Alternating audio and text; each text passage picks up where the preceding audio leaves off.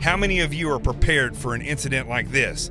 Get my new book, Sheep No More, The Art of Awareness and Attack Survival, and I will teach you to think like an attacker so you can truly defend yourself. Don't just react, act. Available for pre-order now on Amazon and Barnes & Noble. Sheep No More. Get it.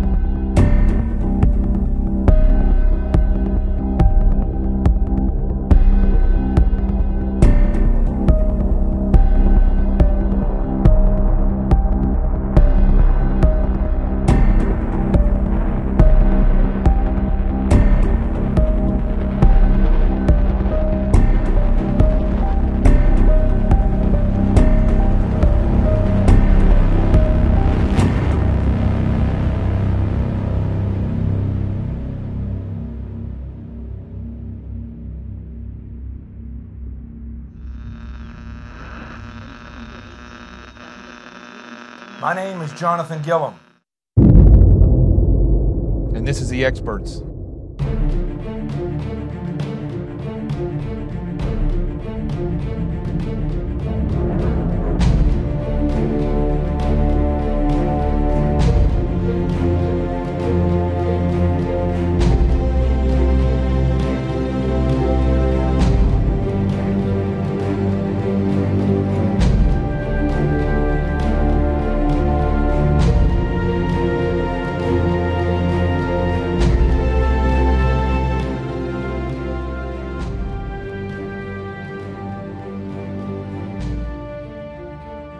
This is Jonathan Gillum, and this is The Experts on Facebook Live, Twitter, and YouTube.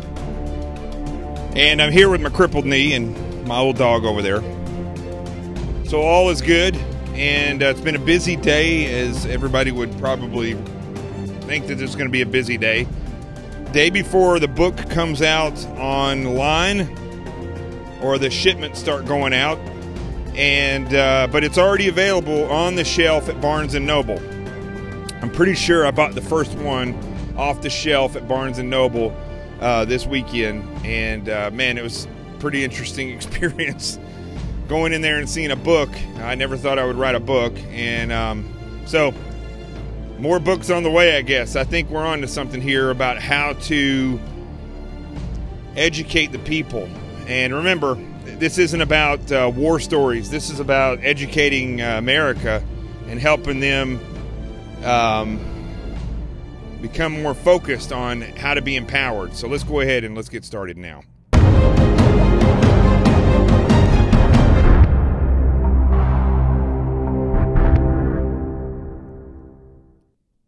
All right, so it is, again, it's amazing seeing the book on the shelves. People have been writing me. Robin, who watches this show a lot, she just sent me this picture. I don't know if she wants me to show this picture or not, but I'm going to show it anyway. And there's been several people that have gone out and got the book. It's on the shelf.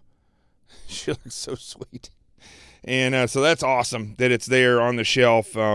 If you've ordered them and you want to get an extra one for somebody, they're there. So hold on one second here. So I got to write people and tell them thank you. So, and today's been just a big day. I started the morning off. You know, I woke up with this leg the way it is.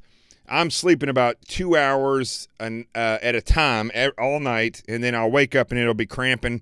I either got to massage a leg or stand up. Anybody that's ever had this injury where you tear the tendon off your knee, the quadricep tendon, it's a pretty freaking big injury. So I'm sleeping about an hour, 2 hours at a time.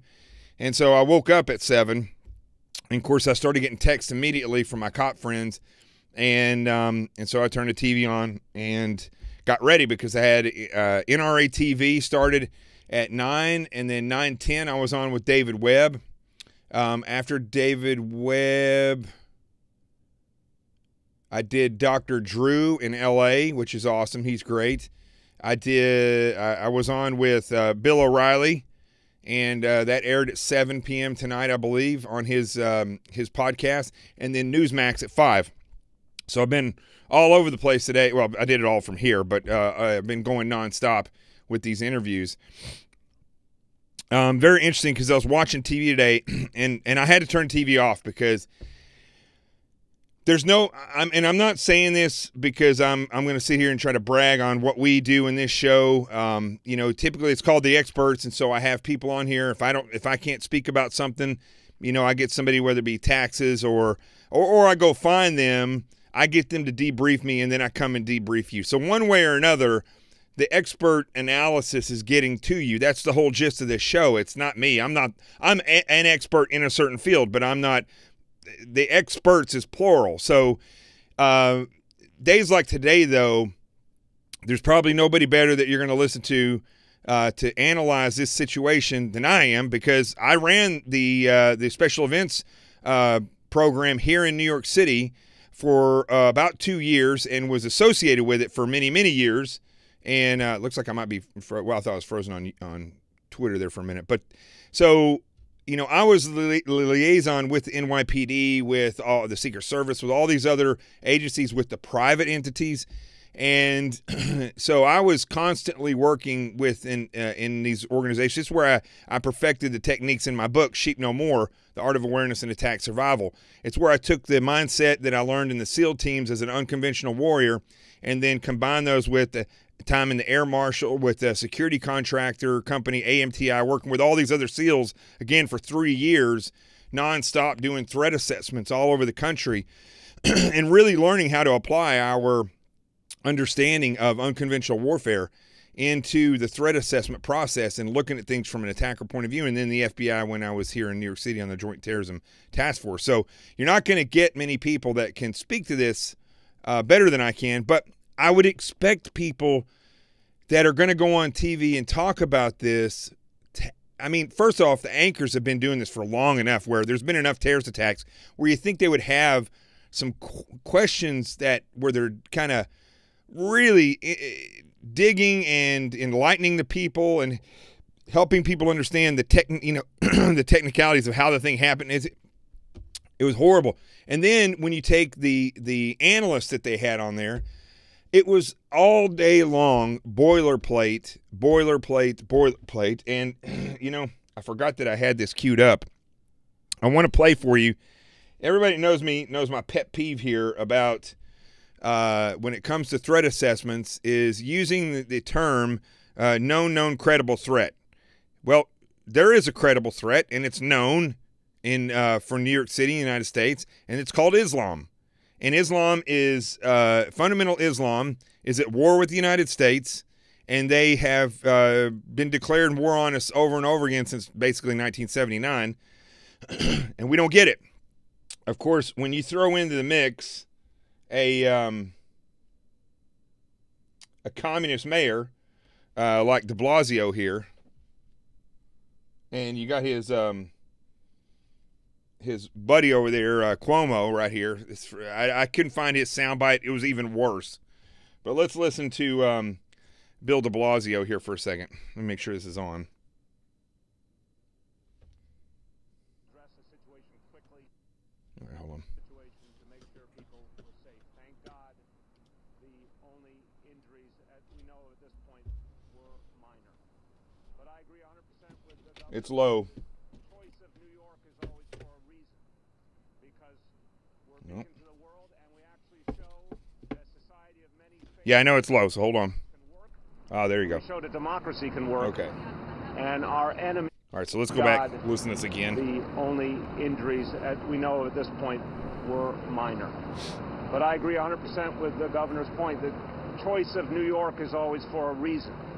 Because we're a beacon to the world, and we actually show that a society of many faiths and many backgrounds can work. And we show that democracy can work. And our enemies want to undermine that. The terrorists want to undermine that. So they yearn to attack New York City. But New York City is blessed with the finest law enforcement. And what our first responders did today was another example. First off, now I'm hitting the wrong space bar. Now he gets it. Now he knows that the NYPD is the best police department in the United States. You know, look, I've worked with the best cops in the world in the NYPD. I don't know, and I'm going to say this, and I know NYPD cops are watching this show. I don't know if the NYPD is the greatest police department in the world. I'll tell you why. Not because of the cops. Some of the best cops I ever worked with and met in my life are with the NYPD. The NYPD itself, the upper echelon, it's kind of like the DOJ and the FBI.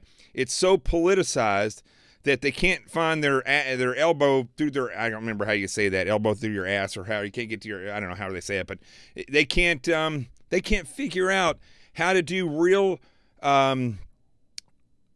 counterterrorism work because they're so damn political. Part of it, a lot of it has to do with this guy, has to do with this guy, and has to do with where, I don't know, he's not on there, the commissioner and the string of commissioners that they've had, where they've just politicized the NYPD so much that they can't get their job done. So I don't mean to bash the officers in the NYPD, the greatest officers, men and women that are out there doing their jobs. But the NYPD, the brass, the political structure, it's a disaster. I'm telling you, it's a disaster. Things like this are able to happen, for one, because they have killed the surveillance programs in the NYPD. They have eliminated things like stop and frisk. They have done all these systematic things to eliminate the NYPD officers' ability to do their job and to do it effectively. At the same time, they don't teach community service to the NYPD effectively. NYPD officers are constantly under pressure that they're going to get in trouble. So you have kind of a group of law enforcement officers that have the potential to be amazing, but at the same time they're being held back. They've become disgruntled, and they don't want to work, and they don't appreciate the people here in New York City because people don't appreciate them. So it's this cycle of events that is just horrible. And no, the NYPD officers didn't create that. That is the reality of this whole thing is that the inner city in New York City and around the country, the inner city, the impoverished areas have been learned helplessness, and crime has increased exponentially in there. Illegal gun sales and gun use and gun possession, drug dealing, gangs, all these things have become prevalent in the inner city. When you throw cops in the middle of that, and they work for a politicized police department and a government that's ran by a communist, which this guy is communist, changed his name. It's his third name he's going on. Worked for the communist Nicaraguans when we were at war with them.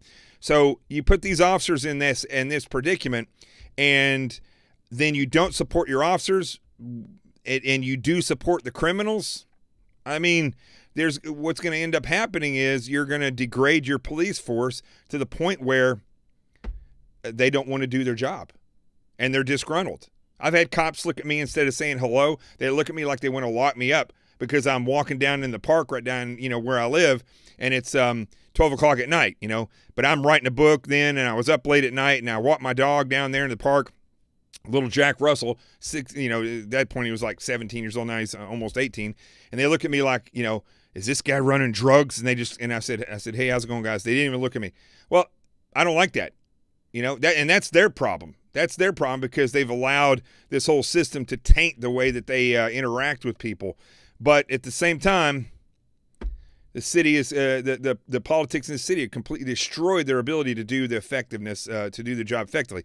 Had they had the ability to do surveillance in mosques, maybe they could have found out about this.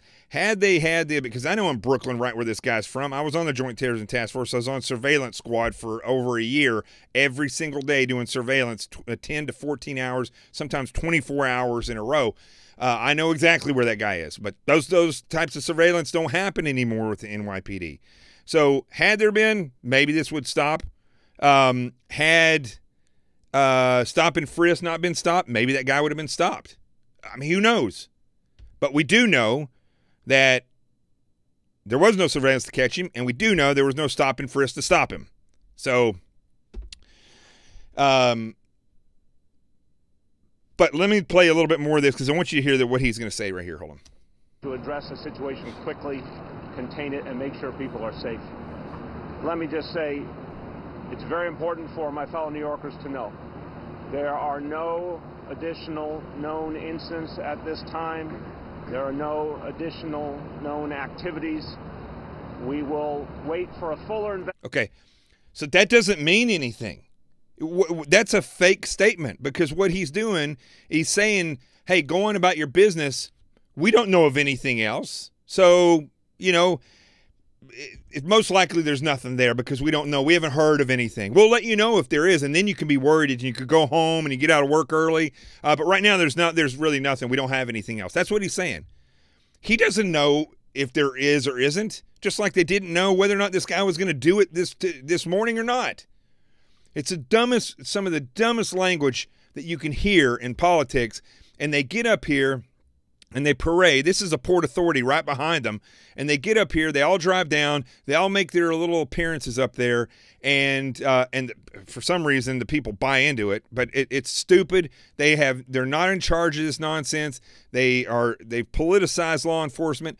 And then they go out and they feed people these lines so that people will go back into their phones. They'll go back to work and say, oh, it was that one attack happened today. It's done. We don't have anything to worry about. Let's go on about our day. They don't know that. They have no clue. Same thing happened up in Boston. They caught the second guy, right? He was in the boat after his brother was killed.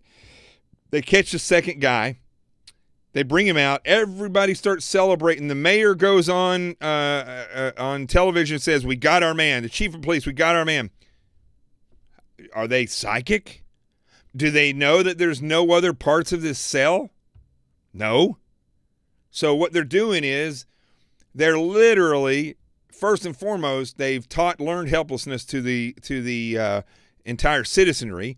They've handicapped their police department, and then they go out and do stupid remarks like this to lead people into going right back into their false sense of security. Let's listen to what else he has to say. Investigation, of course, by the NYPD and the MTA police and Port Authority police and FBI. But at this point in time, all we know of is one individual who, thank God, was unsuccessful in his aims. Yeah, that's all you know. So why even have this? That is the only thing they should be saying. We know that there was one individual. He's been detained. We don't know anything else at this point. You should be on alert. And you should watch, and your awareness should be high, and you should have a plan to act. That never comes out of their mouths. There are also no credible and specific threats against New York City at this time. Okay. I got to play that one more time. Oh, my Lord. Thank God was unsuccessful in his aims. There are also... Okay, now, before he says this again, remember... just a few weeks ago, I think I have it on my phone here somewhere. Let me see if I got it here. Hold on one second here. Let's see here. I'm almost positive I got the story sent to me. Let me just see if I can find it. This was just a week or two ago when ISIS put a picture of Santa Claus looking down at Times Square as though he's going to do a terrorist attack. And that was just, and they said they were going to target the Christmas celebrations in Times Square. Okay, so let me see if I can find this. I don't know if I have it or not, unfortunately. Hold on, I want to make this point. I want it to be crystal clear. Let me Google it real quick. Let's see here. ISIS threat to NYC Christmas. Let's see if that comes up.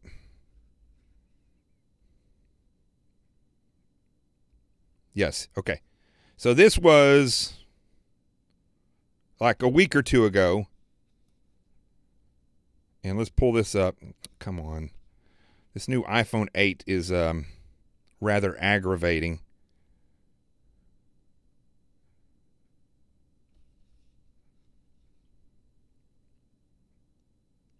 Okay, so here's the picture, basically.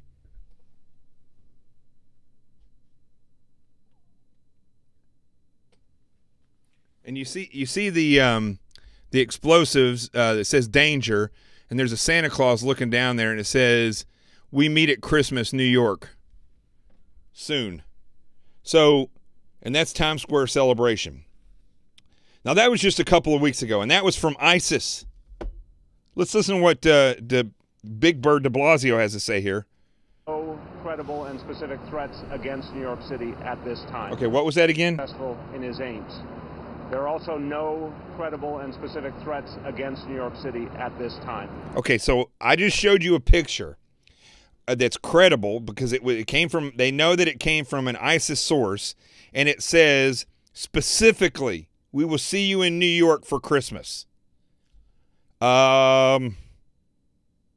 I don't know where he's getting his information. Obviously, he should be privy to this information. But we will give you more information, of course, as the investigation unfolds. The first responders responded brilliantly. Now the mission of the NYPD is to secure all major... This guy loves to hear himself talk. ...and major sites in this city. So you'll see expanded NYPD presence today all over the city. Plus his eyes are really bloodshot. I'm just saying. His eyes, I'm looking at this high-def picture. His eyes are really bloodshot. Interesting. Just saying.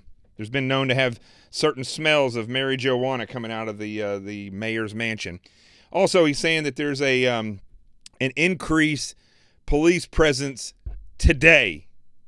Okay. Does that mean tomorrow and the next day that there's not going to be an increased police presence? You see what I'm saying?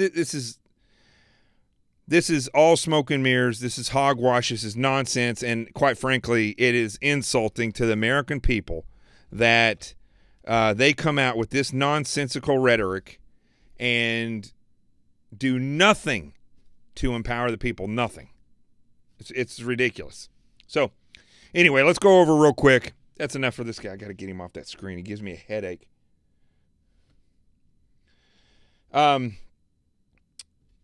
Let's go over real quick what happened. Okay, Port Authority's right down by Times Square. It's literally 2 blocks off. It's one avenue off of Times Square, but technically, if you wanted to say how many, a city block, an avenue is double the length of from street to street. Avenue to avenue is 2 blocks, basically. So 2 city streets would equal 1 avenue block. So anyway, it's 1 block off. And Port Authority is the main area where the buses and trains come in from all over the place. Staten Island, they come in from over in Jersey, and they come there and they drop people off and they jump on their subways and go to work. It's a huge soft target. it's a huge soft target with most people with their faces buried in their phones. It's a daily grind. They're going to work. They're going home. They're always on these trains or on these buses. They have other things going on. They live their lives in, part of their lives every day are in and on these trains and buses. I get it. I get it. But you would think that if that's the case and their daily life is there, that they would be more aware and have a plan to act. And I'm here to tell you, the majority of people do not have a plan to act. They are not aware of what's going on. They're just there doing their stuff. And, at any given moment, this could happen in New York City because, as I've shown you, we're under a credible threat, a very specific credible threat. So this guy goes in. We don't have the specifics on what type. They say it's a pipe bomb, but I don't know exactly what they mean by that because I haven't seen a picture of it. But he goes in. It appears as though he was trying to get on a train. He didn't make it onto the train, and for some reason it detonated while he was in the tunnel, which leads from Times Square, or there's different places you can get off around Times Square, and that leads to Port Authority. So if you get off in the middle of Times Square, you can go down into the subway, and there's this long tunnel, so you don't have to walk on the streets that goes through. And it's a big, huge tunnel, and so whether it was full or not, his thing detonated.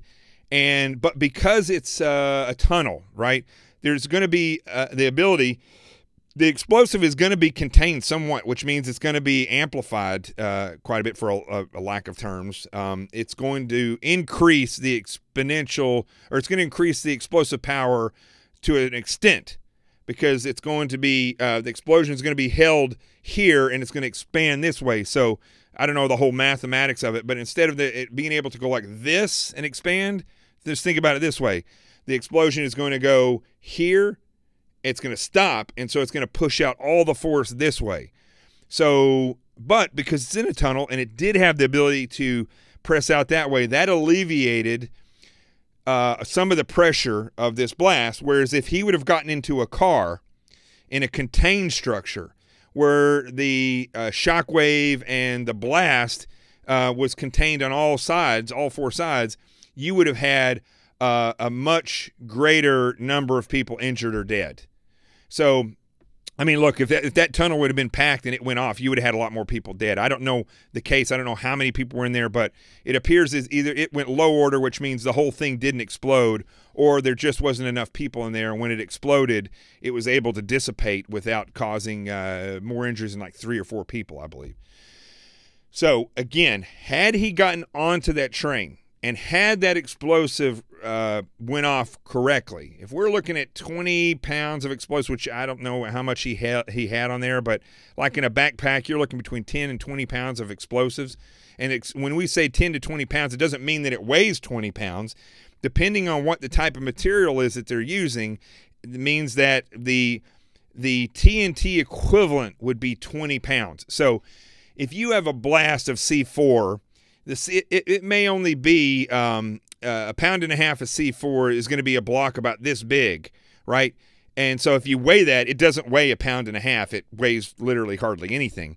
But its explosive capacity is that of a pound and a half of TNT. That's the I don't want to know about universal, but I think it's universal measurement of the explosive capacity of these bombs. So if somebody was to put together a 20-pound explosive in a backpack, it doesn't mean, again, that the explosion is going to weigh 20 pounds. In fact, it could weigh 50 pounds, but it only has 20 pounds of explosive capacity. But if it's a 20-pound bomb and they get it into a railroad car, then they're going to be able to kill probably everybody on that car. 20 pounds of explosives is a good hit in a small area, like a train car, a subway car. So basically, we're lucky that he didn't get it in there. And I don't know why it went off prematurely, but we've been lucky. Underwear bomb, shoe bomb. We've had this guy. We had Faisal Shahzad in Times Square. I was the second guy there for that attempted bombing. That was 250 pounds. So imagine on a Saturday afternoon at 6:30, if that bomb, that 250-pound bomb, had gone off right next to Marriott and right above a packed theater the Nokia Theater and a packed theater where the Lion King was playing, and there's probably 10,000 people on the street right there on that block. You were looking at more people could have been dead and killed than 9/11, 2001. So we're lucky there as well. One of the reasons why this continues to happen is not just because God blesses this country, and I believe that he does, but also because these are individuals that are either going over and getting a quick class and coming home, and they're not getting time to practice and to train with explosives, or they're being directed and they go online and so they're figuring out how to do it online. But here's the thing about explosives. It's one of the times when we go through SEAL training when everything slows down. And they don't screw around with this because, first off, it's inherently dangerous, and you can lose your arms or your life. But also, it's very technical. If you, depending on the detonator, if you wire it wrong, it may not go off at all. If you use the wrong, in the case of Faisal Shahzad, the wrong kind of fertilizer, it may not go off at all. It may just burn. If you use the wrong type of initiator that actually causes the chain reaction of the explosion to happen, it may not go off. But at the same time, if you use something that is very unstable, such as a hydrogen bomb, where they take basically take peroxide and they boil it down to a certain level and then they make a bomb out, it's very unstable. And that's what they were trying to do in 2010. They were going to try to blow up some bridges or something. That didn't work. So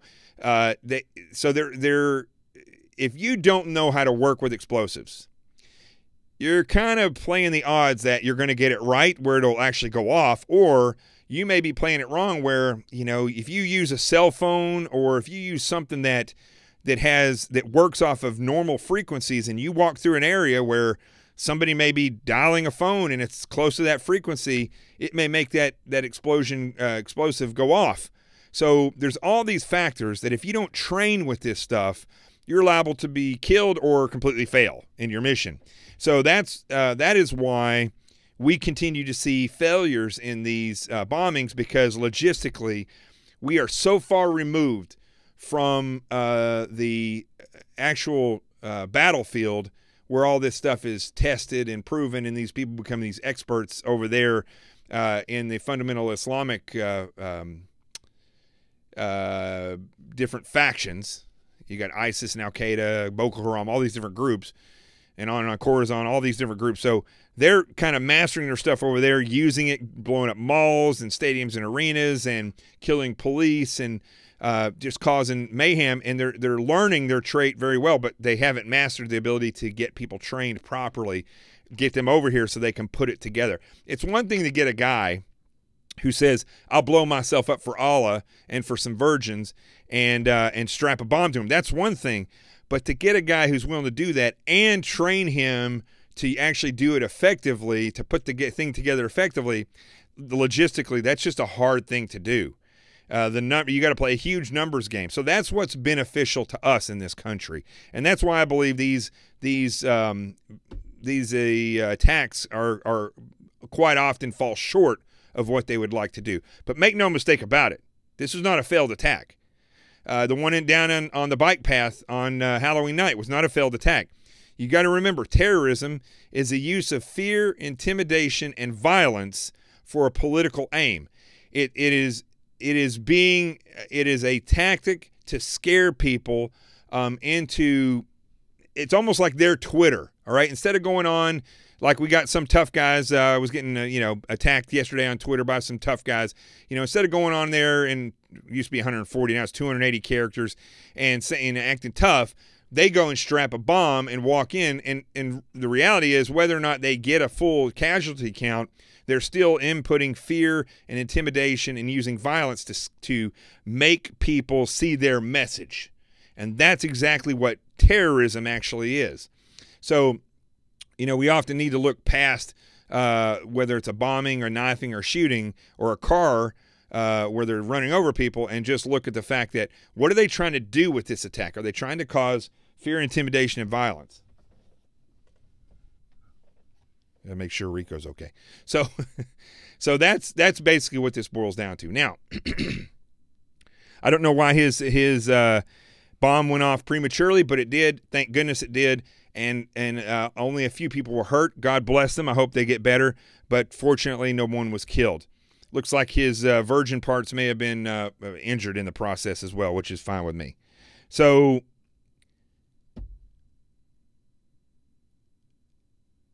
now we wait and see. I have a feeling, here's the last thing I want to bring up about this.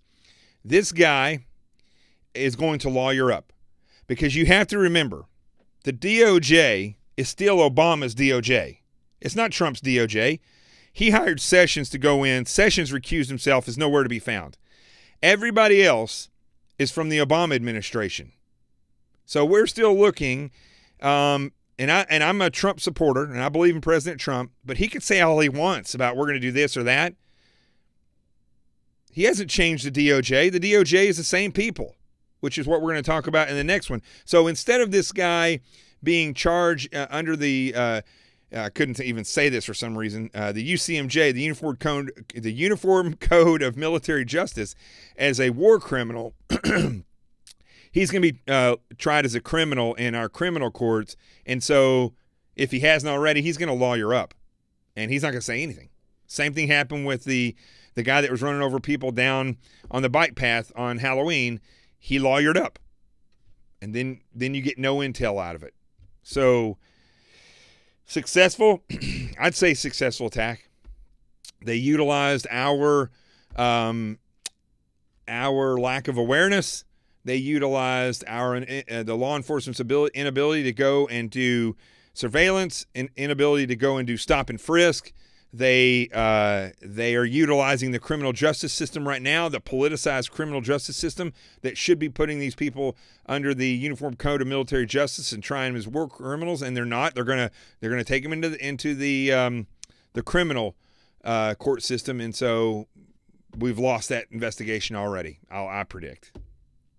So let's do this. Let's talk more about the Department of Justice, about Fusion GPS, and then we'll call it a night. Tomorrow's going to be another big day, because tomorrow is the official release of the book, Sheep No More, The Art of Awareness and Attack Survival.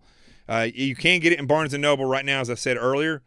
But if you want to order it off Amazon and BarnesandNoble.com, you can do that. And I'm going to warn you all, I saw this coming, and I told you, everybody that's pre-ordered their books are going to get their books. But if you start ordering your book now, you may not get it before Christmas. And that's a problem. Luckily, they are in the stores, so you can go out and get a few of those. But I tried to tell people that pre-orders determine how much the printer prints before the release date. So that is what we're facing right now. It's not a huge dilemma. It's not a great big dilemma. You know, ultimately, Christmas doesn't matter. It's whether or not the people get this book and that they use it. That's the ultimate thing that needs to happen. So you may or may not get this before Christmas if you order it now. So we'll wait and see. We'll see exactly what happens. It looks like I'm frozen on Twitter. I'm frozen like this, I guess. Let me see here real quick. Let me see. Let me look at it over here. Might be my iPad. Exactly what happens. No, not frozen there. Okay, that's my iPad. All right, so that's good. That's all right. So let's go to the B block, or A block. I didn't even do the A block. So let's go to the A block, and I'm going to talk real quick about Fusion GPS, the DOJ, and the FBI, and how I think they should be considered a criminal enterprise. Let's do that now. How many of you are prepared for an incident like this? Get my new book, Sheep No More, The Art of Awareness and Attack Survival, and I will teach you to think like an attacker so you can truly defend yourself.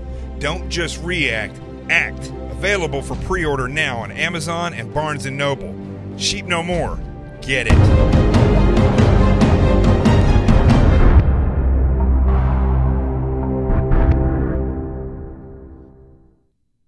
All right. I can't stare at myself for too long. Frozen. I got to fix it here. Let's see here. Bing, bing, boom. If you do get frozen in one of these, you know, stop it and start it again. See if that works. There it goes. Okay, it's unfrozen. It's unfrozen. So I was reading this earlier on foxnews.com. Let me pull it up here real quick, and this should disturb you greatly. Okay, we had a guy that was demoted. They say demoted. It's not really demoted in the Bureau. It's he was removed off the case. Now, this isn't the Stork guy, or however you say his name. This was the senior Justice Department official whose last name is Bruce Orr, O-H-R. Bruce Orr was removed off the case because it was found out that let's see, that he had been in contact with Fusion GPS and for the purposes of opposition research. When he worked at an opposition research firm last year during the election, and the Clintons paid Fusion GPS to develop a dossier for them on President Trump. It was a fake dossier. We know that now.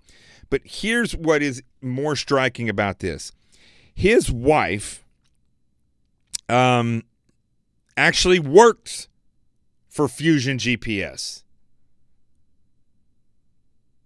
And she worked in and around where the dossier had been created.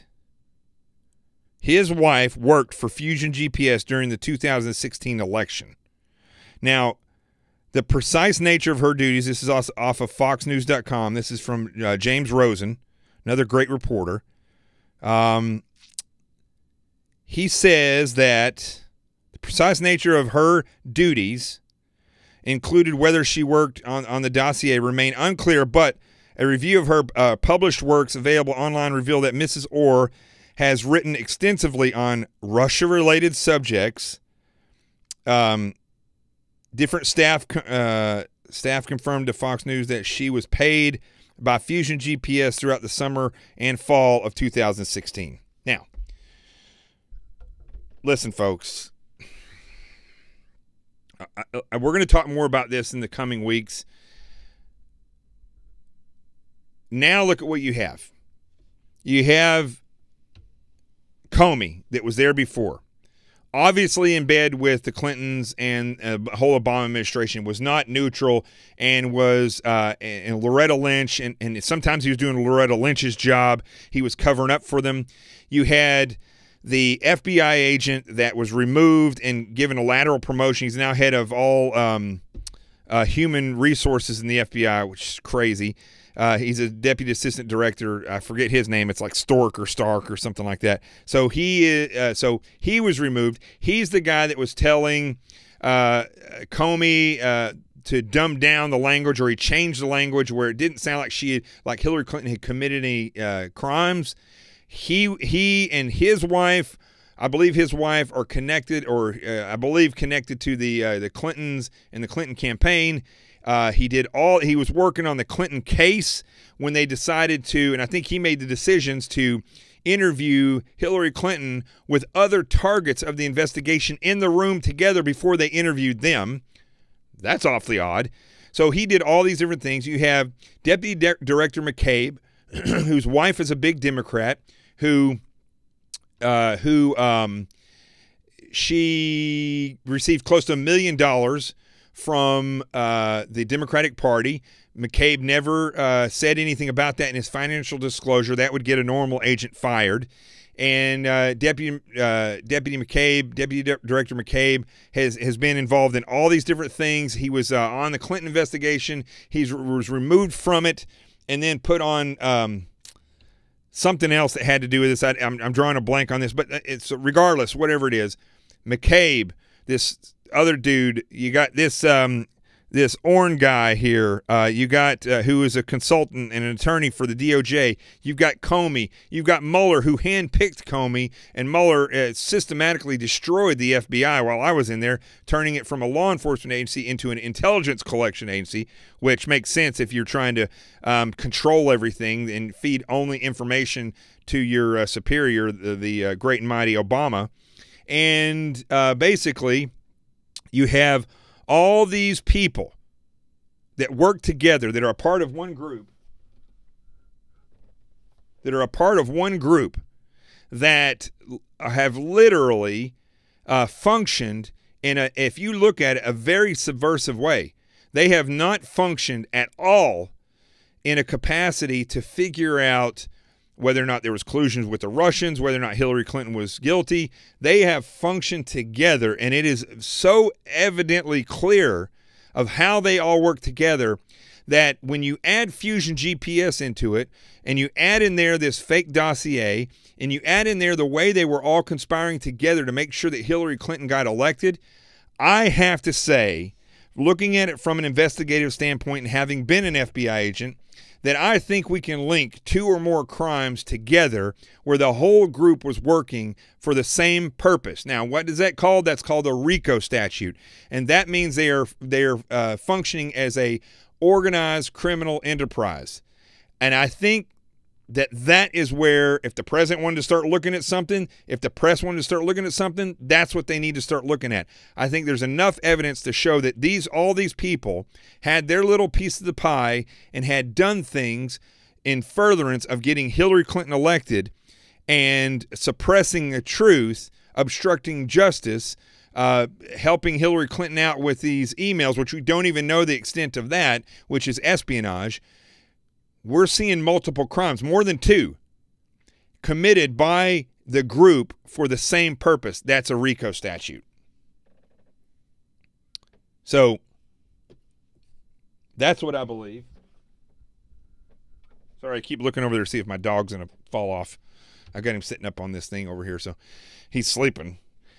So I want you all to think about that. That's all I'm going to say about it tonight. I want you to think about it. And I want to go on to the Truth Zone, because I've learned already since I've had this injury in my leg, I got to wrap these shows up fast and get out of here because of the angle my leg's at. It'll kill me. But also, it seems like it's working. It's more interesting, and the numbers are staying up great. Make sure that you're sharing this show. If you're on Facebook right now, make sure that you go hit the share button and make sure that it posts on your. If you have to click it and say share and copy the link and then go post it on your page so that you make sure it does it, do that. If you're on Twitter, hit the retweet button. If you're on Periscope or Twitter, just start giving me tons of hearts. I need a ton of hearts. I don't know, somehow you can monetize this whole thing. And then if you haven't followed me on Twitter, follow me. If you haven't liked my page on Facebook, do that. And then subscribe to the page on YouTube, and we are going to build this thing, continue to build this thing. 2 last things. The Real Truth Zone. You see what I've done tonight. I'm educating you. I'm teaching you. There's people on here that know everything, probably everything that I know, but other people that don't. The majority of people don't. I'm giving you pearls of wisdom that the media is not going to give you. These quote-unquote experts are not going to give you, and it's hopefully will help you have insight so that you can see the truth. Well, if that's the case, then right here, gofund.me/The Experts Roadshow. Help fund this show. Remember, the book is going to help fund this, but I don't get paid for this book until January. So up until then, gofund.me/The Experts Roadshow. Help me. We need to have a drive for the month of December so that in January we have enough money that when this thing starts, we can get out on the road and we can get it going. So gofund.me/The Experts Roadshow. Donate, $10, $50, whatever you can spare, but we need to get everybody to do it. That's the problem. I end up having like 1 or 2 people who are dedicated. We need to have 300 people do that, and we won't have to continuously ask for this. The other thing is, order this on Amazon.com or on BarnesandNoble.com. I think it's on Walmart.com now too, which is a dream of mine if they get it in the store at Walmart. And you can also go to Barnes & Noble right now. They're on the shelves there, and you can get one of these and start reading it. Trust me, you'll want to read it. You'll want to get a copy. Then you'll want to hold on to it because I'll sign it for you if I ever see you. And then get copies for all your family and friends. You'll see after you read it. I'm interested to see, for those of you that get it tomorrow, read it, and let me know if you ordered it off of Amazon. Go on Amazon, and after you get the book and read it, I want your truth. I don't want fake ratings, but go on there, rate the book, and give it and tell us what you think about it, okay? Because that helps me tremendously. Also, if you see something wrong, spelling or something, let me know, and when they reprint, they might be able to fix that stuff. It was edited thoroughly, but you never know, you might miss some of that stuff. So my first book, my first attempt at doing all this stuff. So And here's the last thing. My buddy Billy Gibbons, I've talked about him before. He owns Veterans MFG, Veterans Manufacturing. You can find it at veteransmfg.com, I believe Billy is, if that's right. So Billy and I have been talking, and we're putting together a package that we're going to figure out how we're going to market this package. But basically, you know, I'm talking about in this book, I'm teaching you how to think like an attacker, how to look at your critical areas, critical times, vulnerabilities, and attacker's avenue approach, all from the attacker's point of view. So you can turn around and understand in each sector of your life, let's say there's 10 sectors in your life, you will eventually understand in this sector, there's these 5 attacks that could happen. In that sector, there's maybe 10 attacks that can happen. In that one, there's maybe 3. So you're going to figure out all these different attacks, and then you're going to come up with, from the attacker's point of view, then you can come up with plans on how you're going to avoid it, how you can mitigate it if you have to be there, and how you're going to act, not react, act, if you get caught up in a situation like this. So Billy and I are working on, it's vetsmfg.com, and we haven't put this together yet, but we're going to put together a package with a small first aid kit, some type of ballistic plate, either for a backpack. I was talking to him today about a purse size one. Maybe we'll get those where you can, you know, if you have, women have their bags, and you can put a ballistic plate in there so you can hold it up to you. A first aid kit, a bright flashlight, and a loud whistle.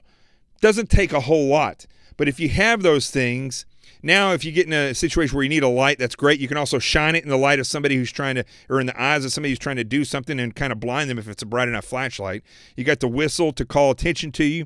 In case they're shooting, you can cover your vital organs with either the backpack, or if we figure out, so I haven't talked to him about that. I may be shooting off at the mouth here about the purse, but I think it's a good idea. So we'll have something here for women and men that you can cover your vital organs. And remember, you can take a shot in the leg or the arm, but if you get hit here, you're gonna get hurt. So, but we're going to put that package together. And then everybody that buys this book, you're going to look for ways to improve how you are going to be ready to act. This is going to be one of those things.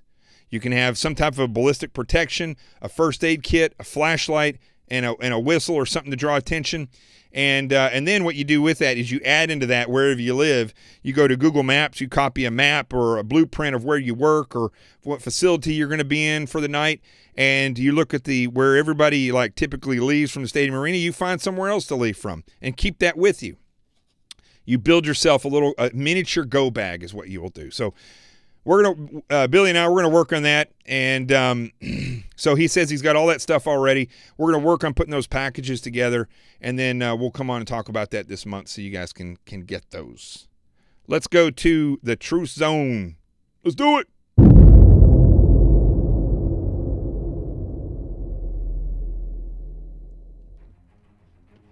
All right. Here's the thing.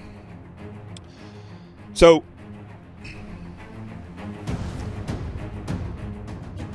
I want to make it clear to law enforcement in this country that I'm not, the officers that are out there that are beating the street, the men and women that are out there, I'm not coming down on you. You have a tough job. You live in a bad environment, work in a bad environment where people don't respect you. You got to keep that smile on your face.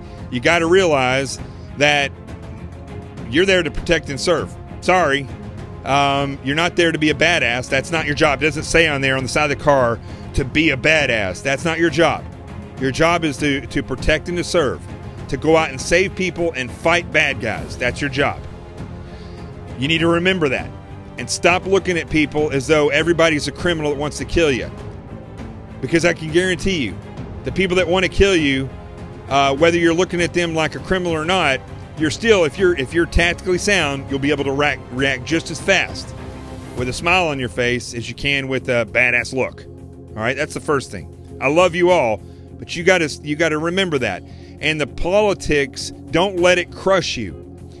Same thing with the people. You got to respect law enforcement. You see what they go through and what they face, and like we had in New York City, they're the ones rushing there. They may not go home. Chances are you will go home every day of your life. They may not. And here's the last thing I'm going to say. I'm not going to say a whole lot about it. I'm not going to say any names. But I have repeated over and over and over again to nauseum on this show, on Sean Hannity's radio show, on David Webb Show, on Wilkow Show, on Fox News, on CNN. I have never been in combat. I was a SEAL. I went through BUDS training in 97, 98. I deployed to Central South America in the war on drugs, which is another failed war. There wasn't a war at that point in time, and when 9/11 rolled around, we weren't being used. Tier 1 assets were being used. We were not. And the air marshals opened up. I was a little older. I wasn't going anywhere as an officer anyway. I had burnt too many bridges. So I made the decision to get out and go into the air marshals. And then after that, I went into AMTI, and I worked with other SEALs for 3 years, hand in hand, targeting things around this country. That's before I ever got to the FBI. So don't come at me, and you know who you are. Don't come at me trying to make it sound as though I'm out there talking about war stories. I've never been in war. I've gone through hundreds of doors here in the United States and pointed my gun at American citizens. I never shot my gun and killed an American citizen. Never had to.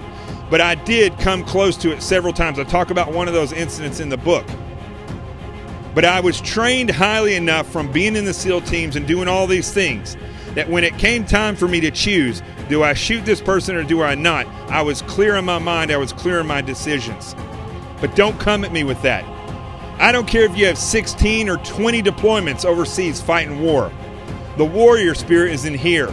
And I've got plenty of war stories here in the United States. I've got plenty of war stories from when I was young, growing up poor. I've got plenty of war stories doing all kinds of stuff that you've never done. But I don't judge you. Your experience is by far what I would give everything to have that experience and those war stories. But those aren't mine. And I don't act like they're mine. So don't come at me and try to make people think that I'm going around talking about that I've been in war. You need to shut your big mouth and act like the man that you portray yourself as. I'm Jonathan Gillum. That's my buddy Rico. He's a Jack Russell, not a basset hound for the other idiot that was out there. I'll see you tomorrow right here on The Experts. And remember, as always, the truth has arrived.